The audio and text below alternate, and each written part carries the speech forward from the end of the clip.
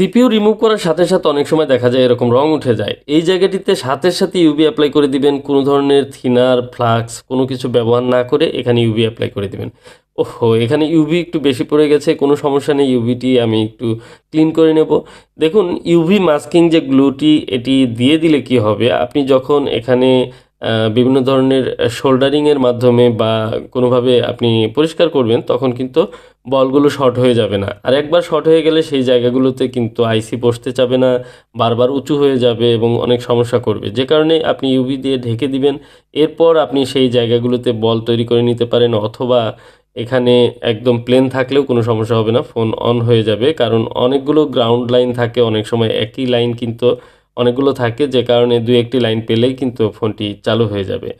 কারণ এখন অনেকেই সিপিইউর কাজ করছেন, আর কাজ করতে গিয়ে এ ধরনের সমস্যা অনেকেই ফেস করেন, যে কারণে বিশেষ করে A03s স্যামসাংয়ের অনেকগুলো ফোন রয়েছে যেগুলোতে আইসি রিমুভ করার পর দেখা যায় যে কোনো ধরনের আঘাত ছাড়াই এই জায়গাগুলো থেকে কালার উঠে যায়। কালার উঠে যাওয়ার পর যখন সেটি সোল্ডারিং আয়রনের মাধ্যমে বলগুলো পরিষ্কার করতে যান তখন কিন্তু দেখা যায় এই জায়গাগুলোর বলগুলো একদম শর্ট হয়ে যায়।